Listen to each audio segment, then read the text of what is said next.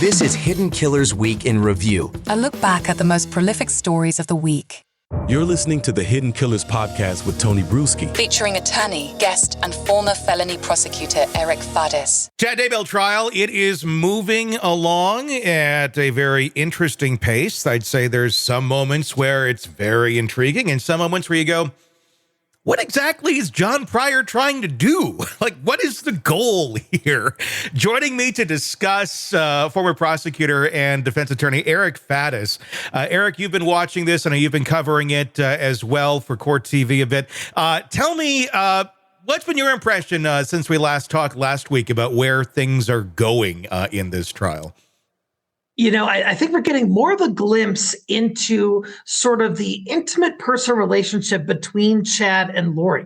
That's not something that we had a whole lot of in Lori's trial because she wasn't blaming Chad in that trial. But here we're learning about text messages. We're learning about sort of relationship and family dynamics and how those may have bearing on the allegations in this case and what ultimately went down. Yeah, I mean, it's been fascinating to watch John Pryor. Some days I think his cross has been pretty good. Other days, today was kind of questionable. But it does make you wonder, it's got to be a hard one to defend no matter what. But does he have any idea where he's going with some of this? Or is he kind of fishing right now? With let's see what sticks and what doesn't. What's been your evaluation of his representation thus far?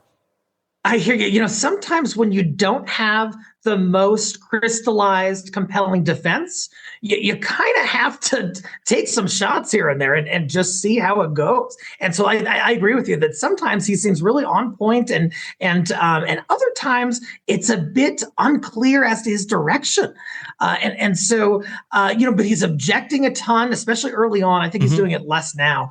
But I think that he may have been objecting a little too much for some of the jurors' liking, especially with how long this trial could be. Yeah, I mean, it's certainly been fascinating to watch, and this has got to be a hard one to defend.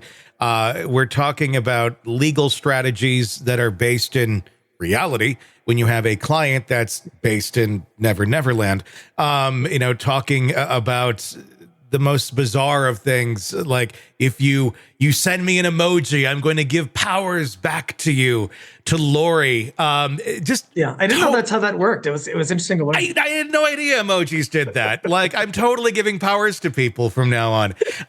Right. And obviously you hear this. How do you think they want to paint this on Chad? Is this someone who is like kind of a master manipulator and just because he's so love struck with Lori and he's just going to say whatever he can to kind of get her in bed again? Or is this someone who believes his own shit?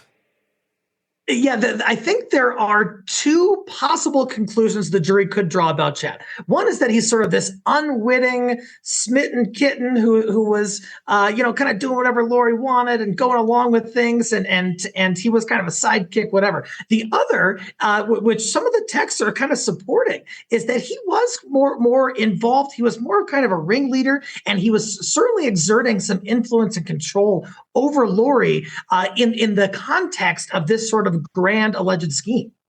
We've been hearing a lot of information about Alex Cox. We've been hearing a lot about Lori Vallow, and we're hearing bits and pieces that tie Chad Daybell into it. But there hasn't been a ton that have been directly connecting him yet to the murders of the kids. And we'll talk about the kids first. Do you think we're going to see some more coming down the line? Obviously, this thing's going to go on for 8 to 10 weeks.